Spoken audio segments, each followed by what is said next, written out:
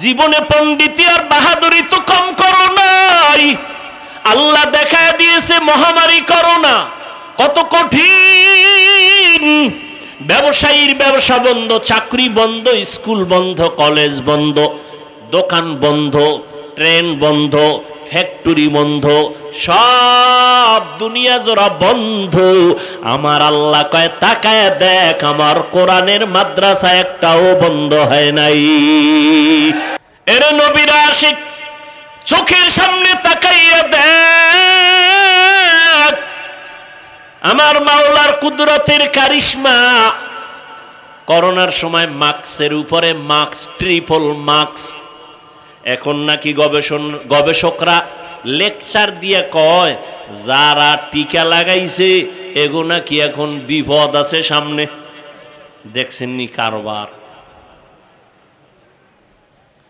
এর নবীর আশিক ভালো করে বুঝো, যেই সময় করোনায় মসজিদের দরজায় মানুষ ঢুকে খুব ভয়, ওই সময় খবর রাখছো নিরে যুবক, বাবায় করোনায় মারা গেছে, ছেলে বড় জেনারেল লাইনের টাকাওয়ালা, গরিবের টাকা দিয়ে কয় বাবার লাশটা দইরা রাস্তায় ফালায় রাখ। ঠিকই রাস্তায় ফালাইছে, জানালাটা লক কইরা দিছে। এই কুলাঙ্গার সন্তানগুলো একবারও জানালা খুইলা দেখে নাই বাবার লাশটা কুত্তায় খাইলো নাকি জানাজা হলো। ইতিহাস ভুলে যাস না রে মুসলমান।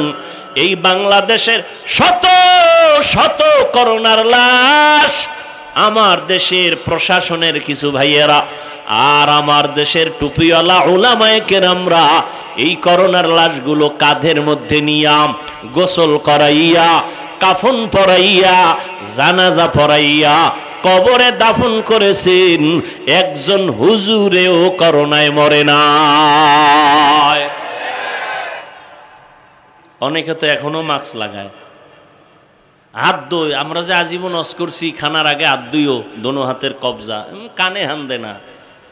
যখন সরকার পুলিশ লয়ে নামাই দিছে, এবার খালি মেডিসিন পকেটে লয়ে আমারও একা হুজুর ধুইবেন নি। আল্লাহর কসম, আমরা বয়ান করেছি রাসূলের সুন্নাত, তুমি তখন সুন্নতের মায়ায় হাতটা ধোনায় বৃদ্ধাঙ্গুলি দেখাইছো। আর এখন তুমি মেডিসিন নিয়ে করোনার ভয়ে যদি দৈনিক 1000 দৌ, জীবনভর ধুইবা একটা সওয়াবও পাইবা না।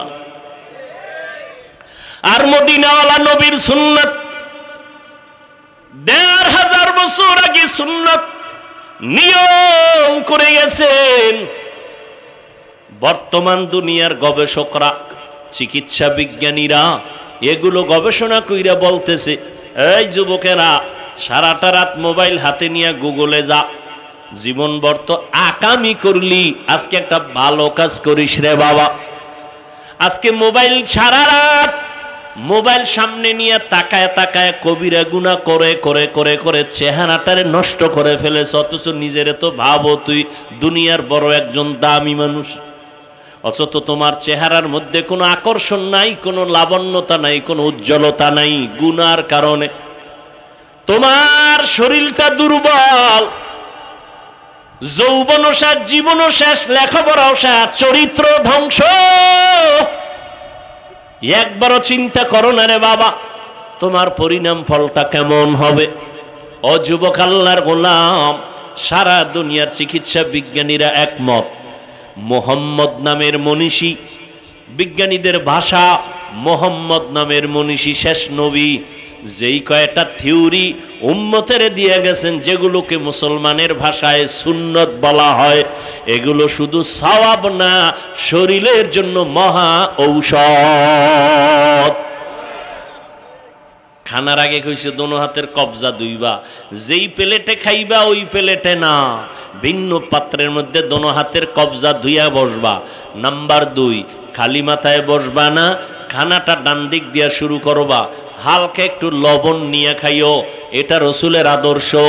খানার নিচে দস্তারখান বিছাও, পরে গেলে উঠাইয়া খাও, দোয়া পড়ো। খানার শেষ প্লেটটা আঙ্গুল দিয়া চেটে খাও, আবার হাতটা যখন খানার পরে ধুইবা দোনো হাতের কবজা দুইও ভিন্ন পাত্রে, খানার প্লেটে না।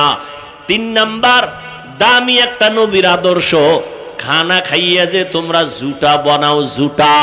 তুমি বান্দার আল্লাহর কাছে এত দাম, তোমার মুখের জুটাটাও আল্লাহ বৃথা ফালায়া দেয় নাই। আল্লাহ কয় জুটাটা আর এক দল মাখলুকতের রিজিক হয়ে গেছে, তুই খাও না, এটা খাইবে বিড়ালে, তুই যেটা খাও না এটা খাইবে কুকুরে, তুই যেটা খাও না বান্দে খাইবে জিনে। অতএব খানার জুটাটা এটা একটা শুকনা পাত্রে রাখবি, শুকনা জায়গায় ফালাবি, বিড়াল যেন খায়া শুকর আদায় করে, কুকুর খাইয়া যেন শুকর আদায় করে।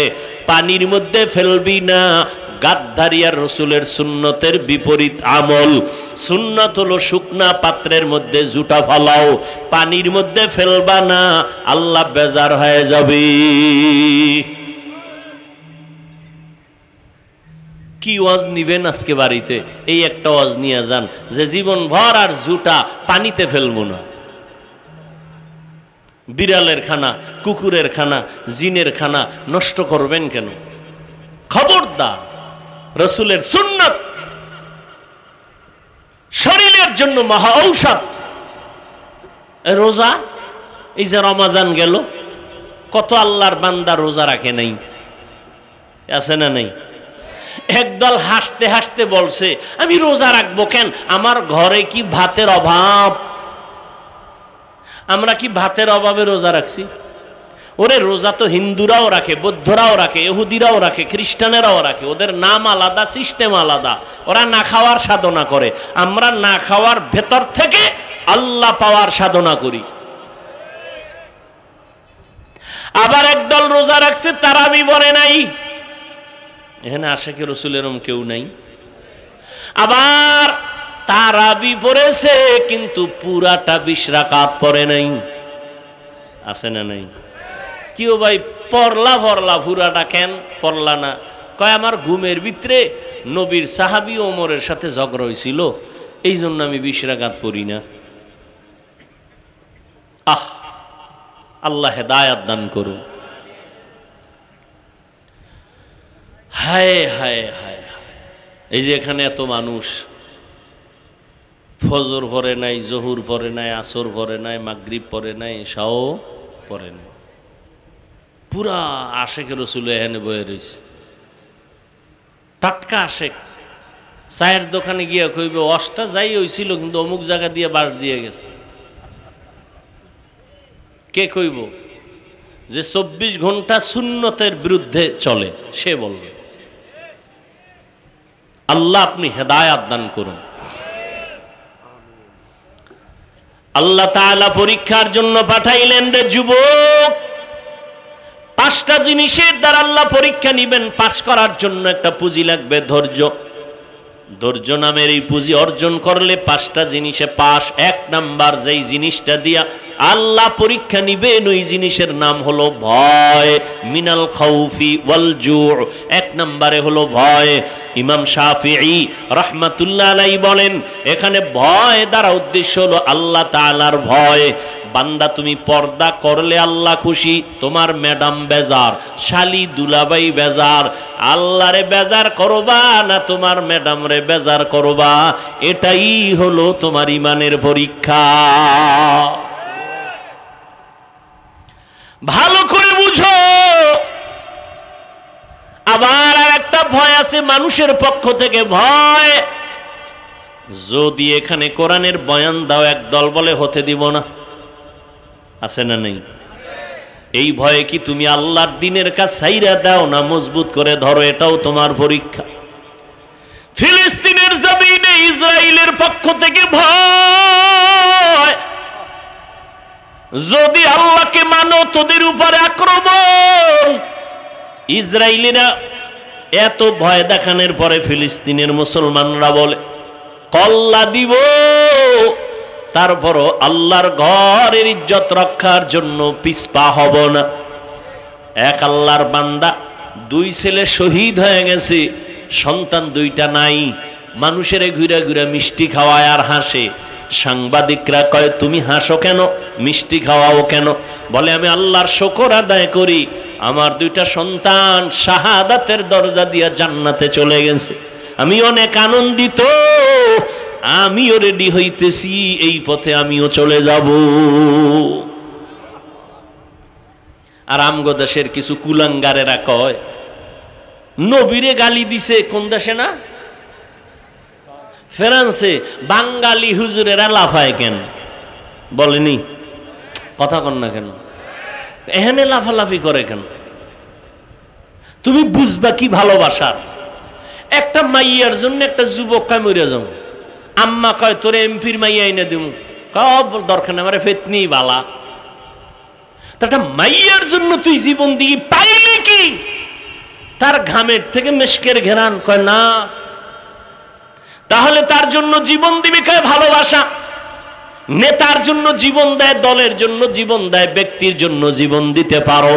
যেই মানুষটা একটা মানুষের জন্য জীবন দেও, আমি বান্দা যেই নবীর আদর্শের কারণে আজকে এই সম্মানের চেয়ারে বসছি, আল্লাহর মোহাব্বতে আমি কেন সেই দিনের জন্য, নবীর জন্য জীবন দিব না? এটা তুমি বুঝবা না। এর নাম ভালোবাসা। এর নাম কি? ভালোবাসা। তোমারে, তুমিও মুসলমান, আমিও মুসলমান। তোমার আল্লাহ আমার আল্লাহ দুই না এক?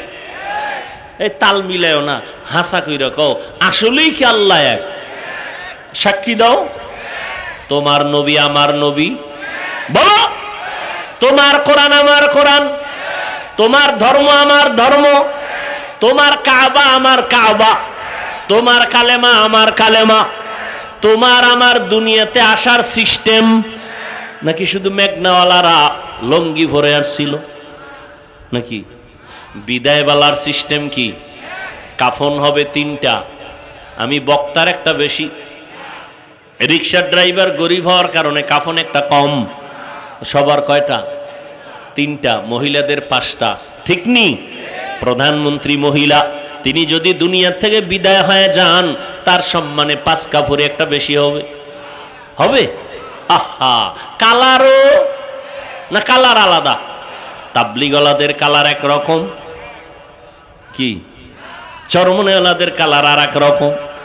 কে ধনী, কে গরিব, কে আলেম, কে মূর্খ, কে এমপি, কে মন্ত্রী, কে রাজা, কে প্রজা, সবার কাফনের কালার এক, সংখ্যাও এক। কাফনের উপরে লেখা থাকবে এমপি সাহেবের লাশ, থাকবে। তাহলে আজকে আমি বক্তা হইয়া যত ভাব দেখাই, তুমি যত ভাব দেখাও, সব ভাবওয়ালার ভাব সাদা কাফনে শেষ। শেষ, মরার আগেই শেষ। এরে নবীর আশিক, কবরের সাইজও নাকি মেঘনাওয়ালাদের কবর 7-8? সবার সাইজ। কবরে জানাজা পড়ায় মাটি দিয়া যখন বিদায় হবে, ফেরেশতা কয়জন? 2 জন। প্রশ্ন 3টা, কয়টা? আমাকেও যেই প্রশ্ন, আপনাকেও সেই প্রশ্ন, বিধর্মীকে যেই প্রশ্ন, মুমিনেরও সেই প্রশ্ন, সবার বেলায় একই প্রশ্ন 3টা। রবের পরিচয় দাও, ধর্মের পরিচয় দাও, রাহমাতুল লিল আলামিনের পরিচয় দাও। আহা, কেমনে ওয়াজ করব? আপনারা তো ওয়াজ ভালো বুঝেন, না বুঝলে কি আমাকে ভুল ধরেন? ভালো বুঝেন। আচ্ছা, আপনার আল্লাহ এক, আমার আল্লাহ এক, আপনার আমার নবী এক, কাবা এক, ধর্ম এক, কালেমা এক, সব এক, তাই তো? কথা কন না কেন? তাহলে আপনার টুপি পরতে লজ্জা লাগে আর আমার টুপি না পরলে লজ্জা লাগে, বিষয় কি? আপনার দাড়ি কাটতে মজা লাগে, রাখতে লজ্জা লাগে, আর আমার কাটতে লজ্জা লাগে। আপনি মসজিদে ঢুকতে লজ্জা পান, আমি না ঢুকলে লজ্জা পাই, বিষয় কি? আজকে তো বয়ান হিন্দুদের করা দরকার ছিল, আপনাদেরকে বয়ান করবো কেন? আপনারা আল্লাহ মানেন, নবী মানেন, কোরআন মানেন, হাদিস মানেন, বয়ান আপনাকে করবো কেন? যেখানে যাই মা বাবার খেদমত করার হুজুর ওয়াজ করেন। সেদিন মিডিয়ায় একজনে শুনাইলো যে সন্তান বাবার ইচ্ছা রকম ফিডাইতেছে, এটা আবার ভিডিও করে ছাড়ছে। কত বড় কুলাঙ্গা! এরে যুবক, তুমি আল্লাহ মানো, নবী মানো, কোরআন মানো, হাদিস মানো, তোমাকে বয়ান কেন?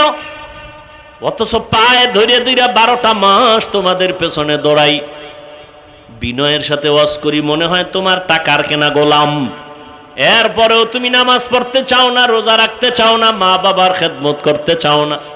মোবাইল একটু মায়ের খবর নিবা, বাবার খবর নিবা। অনেক সন্তান আছে এতটুকু করে না, ঠিক না? মোবাইলের উন্নতি, ঘরে ঘরে মোবাইল। সন্তান যে কয়জন, সদস্য যে কয়টা, মোবাইল সেই কয়টা। বিদেশ থেকে আসবে বড় হাদিয়া মোবাইল। শাড়ি লাগবে না, গহনা লাগবে না, লাগবে মোবাইল, দামি মোবাইল। হ্যাঁ, ভালো আবার খারাপ। এরে যুবক, আল্লাহ পাক রব্বুল আলামিন ভয়ের দ্বারা পরীক্ষা নিবেন। ধৈর্যের সাথে বান্দা পাস করতে হবে। জীবন চলে যাবে, আফসোস নাই, তারপরও আল্লাহকে বেজার করা যাবে না। কি যাবে? আচ্ছা, ইহুদি, খ্রিস্টান, হিন্দু, বৌদ্ধ সহ সমস্ত বিধর্মীরা ইসলামের বন্ধু না দুশ্মন? সবাই স্বীকার করেন। আচ্ছা, শুধু এরা না, আমাদের মধ্যে কিছু আছে না দুশ্মন? কথা বলেন।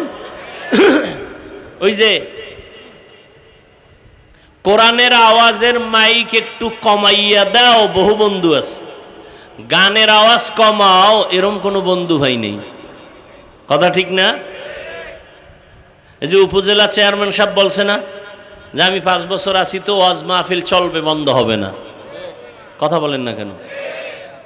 হেও একজন চেয়ারম্যান, আর এক জায়গায় আর এক চেয়ারম্যান কইছে এনে ওয়াজ হতে দেওয়া হবে না। হেও ভিআইপি চেয়ারম্যান, আছে না নাই? এটাও ইমানের পরীক্ষা। আল্লাহ হেদায়াত দান করুন। হ্যাঁ, আল্লাহর ভয় সব বেজার হতে পারে, আল্লাহকে বেজার করা যাবে না। আল্লাহর ভয়ের পরীক্ষা 2 নাম্বার পরীক্ষা হলো ক্ষুধা। ইমাম শাফিঈ রাহমাতুল্লাহ আলাইহি এখানে ক্ষুধার দ্বারা উদ্দেশ্য নিছেন রোজা। অনেকে ক্ষুধার তৃষ্ণায় রোজা রাখতে পারে না, এটাও ইমানের বড় পরীক্ষা। আমি মরতে রাজি, আল্লাহর বিধান আমি লঙ্ঘন করতে রাজি না। আবার একদল আমার গ্যাস্ট্রিক বেড়ে যাবে, রোগ বেড়ে যাবে, আমি রোজা রাখবো কেন? আরে আল্লাহর আশেক বান্দা তো এই নিয়ত করবে যে না, রোজা আমার রোগের ঔষধ, ইনশাআল্লাহ রোজার কারণে আমি সুস্থ হয়ে যাব। হে উল্টাটা ধরছে। ভাইরা আমার, ভালো করে বুঝেন, আল্লাহ তাআলা ক্ষুধার দ্বারা পরীক্ষা নিবেন। না খাইয়া বান্দা দিনের জন্য কষ্ট, আল্লাহর মোহাব্বত ক্ষুধার দ্বারা পরীক্ষা। আজকে দেখছেননি কিছু মানুষ মুমিন আছে, একটু খানা দানায় যদি কষ্ট পায় দৌড়ায় যায় লোন আনার জন্য, হারাম টাকায় ব্যবসা করবে। অথচ আল্লাহর নবীর কথা, আল্লাহর কথা কোরআনে স্পষ্ট, যারা হারাম টাকায় সুদের টাকা লাগায় ব্যবসা করবে, 24টা ঘন্টার সেকেন্ডে সেকেন্ডে সেকেন্ডে মায়ের সাথে জিনার গুনাহ লেখা হবে। ও পর্দার আড়ালের আম্মা জান, আপনি যদি সুদের সাথে জড়িত থাকেন, আপনার জন্মদাতা বাবার সাথে জিনার গুনাহ লেখা হবে। পুরুষ যদি জড়িত থাকে, মায়ের সাথে জিনার গুনাহ লেখা হবে। আল্লাহর মোহাব্বত বড় কঠিন জিনিস। এই যে একটু আগে বললাম, আপনিও আল্লাহর গোলাম, আমিও আল্লাহর গোলাম, আপনার নবী আমার নবী এক, কোরআন এক, অথচ আপনারে বয়ান করা লাগে কেন? এরপরও বয়ান করিয়াও তো লাইনে আনা যায় না। বয়ানের পরেই কেউ আবার তওবা করে, আবার কেউ চায়ের দোকানে গিয়া বিরোধিতাও করে। অথচ চিন্তা করে না আমার মরণটা কখন হবে জানা নাই, কবরে কি উপায় হবে আমার। এই রোজার ঈদে কত প্রাণ চলে গেল, যুবক যুবকের তাজা তাজা প্রাণগুলো চলে গেল। ও আল্লাহর বান্দারা, কয়দিন আর দুনিয়ায় বাঁচবা? আল্লাহর নবী পর্যন্ত দোয়া করলে উহুদ পাহাড় স্বর্ণ হয়ে যাইত। সেই রহমতের নবী আমার ক্ষুধার কারণে পেটের মধ্যে পাথর বেঁধেছিলেন। সাহাবায়ে কেরাম কষ্ট, সীমাহীন কষ্ট করেছেন। আল্লাহর নবীর সাহাবী যুদ্ধের ময়দানে গেলেন, ঘরের মধ্যে স্ত্রী আছে আর একটা বাচ্চা আছে, আর কেউ নাই। আল্লাহর বান্দা নবীর সাহাবী যুদ্ধে গেলেন, যুদ্ধে কমপ্লিট শেষ করে এরপরে বিজয় হইয়া বাড়িতে রওনা। আল্লাহর কুদরত, ওই মহিলা তার স্ত্রী ঘরে একা, বাচ্চা সহ। আল্লাহর বান্দি কোন রকম কষ্টে জীবন চালায়, ওই বাচ্চাটা হঠাৎ করে দুনিয়া থেকে বিদায় হয়ে গেল, মরে গেল। আল্লাহর বান্দি ধৈর্য ধারণ করে আছে, রাতের গভীর বাচ্চাটার একটা চাদর গায়ের উপরে দিয়ে ঘুম পাড়ানোর মতো রাখছে। আল্লাহর বান্দা সাহাবী ঘরে আসছেন, সালাম দিয়েছেন, হাসি মুখে স্বামীকে খানা দানার আয়োজন করেছে। এবার খানায় বইয়া স্বামী জিজ্ঞাসা করে, ও বিবি, আমার কলিজার সন্তানটা কই? স্ত্রী একবারও বলে না যে মারা গেছে।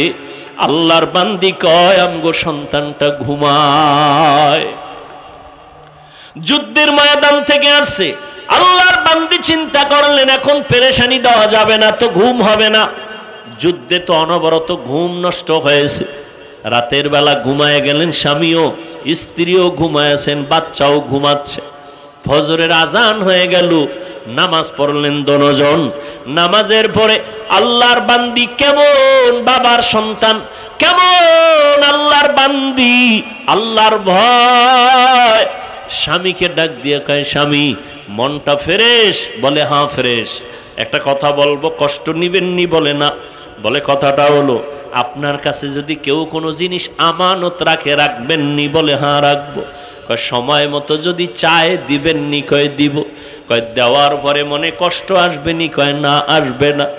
আল্লাহর বান্দি স্ত্রী ডাক দিয়া কয়, স্বামী আল্লাহ দয়া করে আমাদের একটা সন্তান দিছিলেন, বড় আমানত। সন্তানটা গতকাল মরিয়া গেছে, আল্লাহ আমানত নিয়ে গেছেন। এই কথা শুই না আল্লাহর বান্দা সাহাবী একটা চিৎকার মেরে বেহুশ হয়ে গেল। এরপরে হুশে আইসা কয়, বিবি আল্লাহর দেওয়া আমানত আল্লাহ নিয়ে গেছেন, আমার কোনো দুঃখ নাই, তবে আমি আশ্চর্য হয়ে গেলাম, মহিলাদের তুলনায় পুরুষের ধৈর্য বেশি। তুমি এমন ধৈর্য ধারণ কেমনে করলা আমি বুঝতে পারি নাই, আমি আশ্চর্য হয়ে গেলাম। আমার দিল বলে আমার মাওলা তোমারে জান্নাত দিবেন, তবে আজ আবার একটু ওয়াদা দাও, আমারে জান্নাতে যখন যাইবা আমারে নিয়ে যাইবানি। ও পর্দার আড়ালের আম্মা জান, একটা স্বামীকে দিনের পথে কন্ট্রোল করার জন্য আপনার অবদান যথেষ্ট। একজন আল্লাহর বান্দি স্ত্রী যদি স্বামীকে জিজ্ঞাসা করে, ও স্বামী আমার, তোমার ঘরে কষ্ট করে আমি চলবো, কিন্তু কোনোদিন এক পয়সা হারাম ঘরে ঢুকাইবা না, আমার সন্তান নাবালেগ বাচ্চা, ওর পর রক্ত পবিত্র, হারাম টাকা দিয়ে আমার বাচ্চার রক্ত নাপাক করতে দিব না। একজন স্ত্রী যদি একটু কষ্ট করে হিম্মত করে, ওই ঘরে কোনোদিন হারাম টাকা স্বামী ঢুকাইতে পারে না। এরে আল্লাহ, এই জন্যই তো আল্লাহর নবী বলছেন, বিবাহ করার আগে দেখো তুমি যা জিগাও দেখবা দিনদারি আছে কিনা। তোমার স্ত্রী কোরআন পড়তে পারেনি, তোমার স্ত্রী যার গর্বে আছে সে নামাজ পড়েনি। একটা দুধের গাভী কিনতে গেলে জিগায়, এই যে গাভীটা নিতেছি কয় কেজি দুধ হয়? কয় 10 কেজি। কয় মায়ের দুধ হইতো কয় কেজি? তাহলে ধারণা হবে মায়ের যদি 15 কেজি হয় বাচ্চার ওই পরিমাণ হবে। তো একটা গাভীর দুধ খাওয়ার জন্য মায়ের খবর নেয়। আর যেই মেয়েটাকে নিজের আপন বানায়া দুনিয়ার সংসারের বাগান সাজাবে, ওই স্ত্রীর খবর নিল না, তার মা পর্দা করেনি। কারণ পর্দাওয়ালার মাইয়া পর্দাওয়ালা হবে, আম গাছে কোনোদিন কাঁঠাল হবে না। বেপর্দা দয়ুসের ঘরে কখনো কোরআনওয়ালা পর্দাওয়ালা হতে পারে না। কিন্তু আপনিও যে খবর লইবেন, আপনারা তো তলা নাই। আপনি বিয়ার আগে খুঁজতেছেন বিদেশ নেওয়ার ভিসা দিবানি, হারামখোর। বাথরুমে ঢুইকা 10 গ্রাম পায়খানা খাইও, যারা যৌতুক খাও নিমক হারাম, এদের মতো ডাকাত, এদের মতো জালেম, এদের মতো ইতর, এদের মতো মানবতার দুশ্মন, নারীর দুশ্মন আর কেউ নাই দুনিয়াতে যারা যৌতুক খায়। ওরা জালেম, ওরা ডাকাত, ওরা ইতর, ওরা নির্লজ্জ বেহায়া। ওদের মতো নির্লজ্জ কেউ নাই, এদের মতো জালেম কেউ নাই। বিদেশের ভিসা চায়, তো বিদেশের ভিসা দিলে কি করবি? কয় বিদেশ যামু। বিয়ার কয় মাস পর? কয় 1 মাস পর। বউ লয়ে যাবি? কয় না। থুয়ে যাবি কার দ্বারে? পাহারা দিবে কে? কয় আমার ছোট ভাই আছে না। কি যৌতুক আছে এই এলাকায়? কি হাজি সাহেব, ইমানের পাওয়ার কত টের ভাননি কিছু? আর এই সংসারে আল্লাহ নেককার সন্তান দিবে, এত সোজা। যৌতুক খাওয়া হারাম, চাওয়া হারাম, দেওয়া হারাম, সম্পূর্ণ হারাম। আল্লাহর আইনও হারাম, সরকারি আইনও হারাম। নাকি সরকারি আইনে জায়েজ? আমার বলার দায়িত্ব, মানবেন কিনা সে দায়িত্ব আপনার। রসুলের তরিকায় বিয়া করেন, স্বামীও শান্তিতে থাকবে, স্ত্রীও শান্তি পাবে। প্রথম মাইয়া দেখতে গেছে 13 জন, বিয়ে করবে 1 জন, 13 জন যাবে কেন? কয় এটা আমার বন্ধু বান্ধব, তো বলা যায় না কার পছন্দ হয়ে যায়। প্রথমেই বিসমিল্লাহ এই আকাম, ঠিক নেই? অথচ ইসলাম কত শান্তির ধর্ম, কত নিরেট ভেজাল মুক্ত। যে মেয়ে বিয়া করবে শুধু সেই ছেলে দেখবে, বাবাও দেখার অধিকার নাই। বিয়ার আগে বাবাও দেখতে পারবে না মেয়েকে। আছে কই রসুলের সুন্নত? শান্তি খুঁজে ওই এক পিসাবের কাছে এক মুরিদ গিয়ে কয়, হুজুর সবাই বাচ্চা কোলে নিয়ে আব্বু আব্বু কয়, মজা করে, আমার একটু দোয়া করেন আমিও যেন একটা বাচ্চা পাই। তো পিসাব কয় 1 বছর অপেক্ষা করছি, 1 বছর পর দেখে কোনো সন্তান এয় না। হুজুরের দোয়ায় কি অ্যাকশন নাই? হুজুরের কাছে গিয়া কয়, হুজুর কি দোয়া করলেন পরের বাড়ি খাইয়া? কোনো অ্যাকশন নাই, বাচ্চাও পাই না। হুজুরকে আমার দোয়া তো অবশ্যই কবুল হওয়ার কথা। বিয়া করছো? কয় না, বিয়া করি নেই। তো বিবাহ না করে সন্তান চাওয়ার আশা যেমন বোকামি, রসুলের তরিকা জবাই করে শান্তির আশা করাটাও বোকামি। এরপরে মহারানা ডরে, হ্যাঁ 5 লাখ 10 লাখ বাহাদুরি।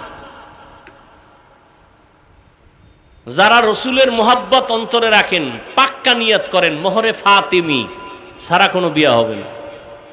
আমাদের এক ওস্তাদ দেখছি, বিয়া পড়াইতে গেলে যাই দেখতেন মোহরে ফাতিমি ছাড়া যদি কইতো 5 লাখ, আসতে ওইটা আড়া। কি হুজুর? মোহরে ফাতিমি ছাড়া বিয়া পড়াই নাই, পড়ামো না, মাস্তানি চলবে না। বিশাল বড় মজলিস, হুজুরের আনছে হায়ার কইরা, হুজুরে গেলে বিয়া শেষ। এখন হুজুর কি করি? কিটি নাই, মোহরে ফাতিমিতে আসতে হবে।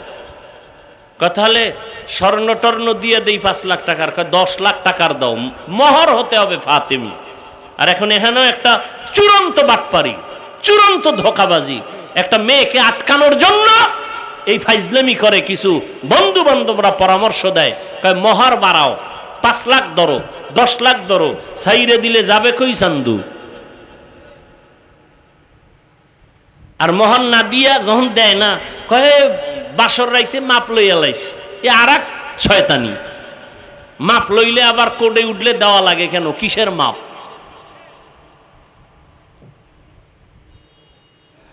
এরপরে আসেন বিয়ে যখন রেডি, এবার গায়ে হলুদ। হারাম হারাম হারাম হারাম, গায়ে হলুদের এই ছাতা মাতা সব হারাম। 5 তলা বিল্ডিং কাঁপতেছে রাত্র 12টায়। ইমাম সাহেব কয়, কিও হাজি সাহেব? কয় দাওয়াত পান নাই? কি? আমার মাইয়ার বিয়া না, গায়ে হলুদ চলতেছে ছাদের উপরে, সম্মিলিত নাচ গান চলতেছে ওখানে। এই বিয়ে শান্তি হবে কি? আপনার আকল কি বলে শান্তি হবে? কোনদিন হবে না। আল্লাহ হেদায়াত দান করুন। এরপরে বিয়ার পরে মাইয়ার বাড়ি অনুষ্ঠান ইসলামে নিষেধ। অনুষ্ঠান হবে ছেলের বাড়ি। হ্যাঁ, মাইয়ার বাবায় যদি খাওয়াইতে চায় তাহলে মুষ্টিমেও মানুষ গিয়া খাও, জনমের মতো যাইয়া রে ফকির বানায়ও না খাইয়া লই। সব আমরা কইছে জামু 100, উনি 100-র আয়োজন করছে। যাওয়ার সময় গুইনা দেখে যে 299 জন রেডি। এবার মাইয়ার বাবার পলানের অবস্থা।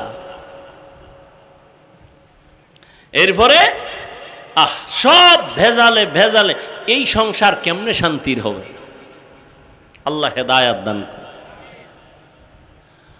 হায় হায়, আল্লাহ মাফ করেন। সব কথা বলাও যায় না, মুখে লজ্জা লাগে বলতে। যেই আকাম হয় এই সমস্ত বিষয়ের মধ্যে, মুখে বলতেও লজ্জা লাগে। ভিডিও টিডিও কইরা তসনস কইরা ফালায়, পর্দার কোনো ভালাই নেই। দুই একজন হুজুর দাওয়াত দেয়, যদি গজব টজব আয় তো ফিরাইব।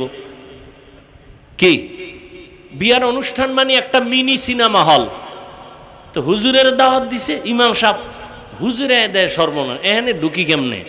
তো হুজুরের আমাকে বারান্দায় পর্দার ওই পাশে ওখানে বন খাওন দিয়া মনে 4টে বাজে দিকে ধুমধাম খাওন, হুজুরের খবর নাই। হুজুরে টেলিফোন করে ধরেও না, হঠাৎ করে সর্বনাশ, হুজুর আমনেই নেই, এই তাড়াতাড়ি খানা দাও।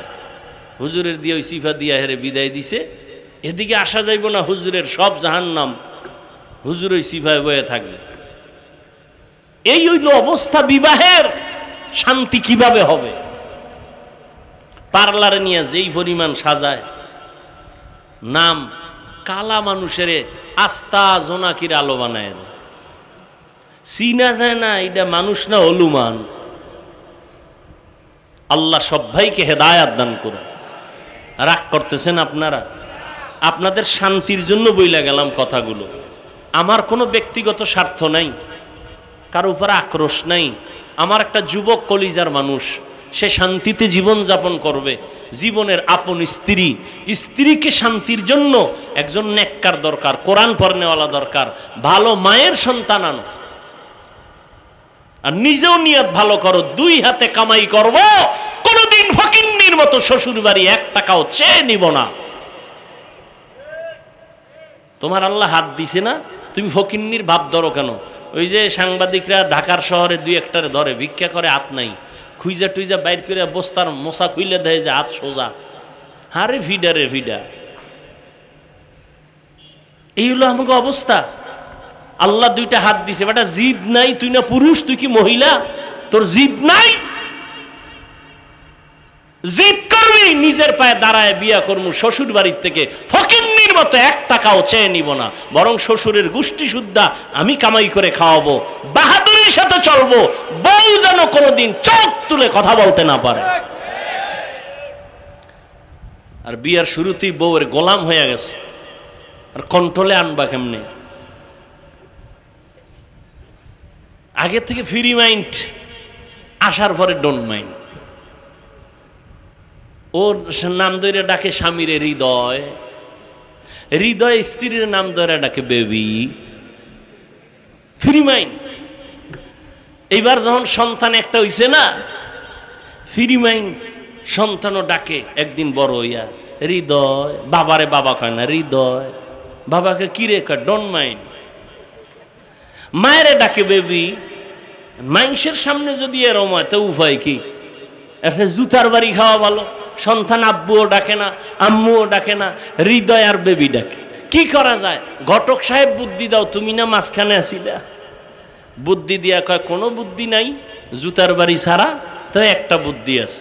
বাচ্চাটারে মাঝখানে বসাইয়া তুমি আর স্ত্রী 2 পাশে, একবার তুমি বউরে কবা আম্মু, বউ তোমারে কইবা আব্বু। এইভাবে কয়েকবার রিহার্সাল দাও তো সন্তান আব্বু শিখবে, নয় আর ছাড়া কোনো তাবিজ নেই। ডোন্ট মাইন্ড আর ফ্রি মাইন্ডের কি পরিমাণ জুতার বাড়ি, এবার হিসাব করো। হাসো। সারা দুনিয়ার বেঈমানের মধ্যে আব্দুর রহমান নামে কোনো সন্তান আছে? কথা কয় না। বেঈমানদের মধ্যে আব্দুর রহমান নামে কোনো সন্তান আছে? রহিমা নামে কোনো মেয়ে পাবেন? তুমি মুসলমানের বাচ্চা, কোরআন হাদিসে নাম নাই, তোমার নাম সবুজ কেন? তোমার বাবার নাম গম্বুজ কেন? তোমার নাম বৃষ্টি কেন? হাসি কেন? খুশি কেন? ইসলামে তোমার নামের অভাব পড়েছে। সন্তানের নাম বিপদ, বিপদ সন্তানের নাম। সাগর, নদী, হায় হায়, নির্লজ্জতার চূড়ান্ত সীমায় চলে গেছে। আগে নাম রাখার জন্য আলেম ওলামার কাছে যাইতো, 7 দিন হইল, হুজুর একটু খেজুর মুখে লইয়া দেন, আর আমার একটা সন্তান হয়েছে, নাম রাইখে দেন।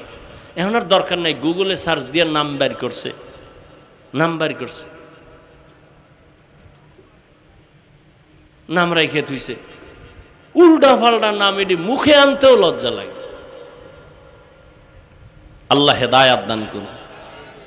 শান্তির জিন্দিগি চাইলে রসুলের আদর্শের বাইরে কোনো শান্তি নেই। সমস্ত দুনিয়ার বিধর্মীরা এই কথা মানতে বাধ্য। এই জন্যই তো দলে দলে মুসলমান হয়, হিন্দু মুসলমান হয়, খ্রিস্টান মুসলমান হয়, ইহুদি মুসলমান হয়।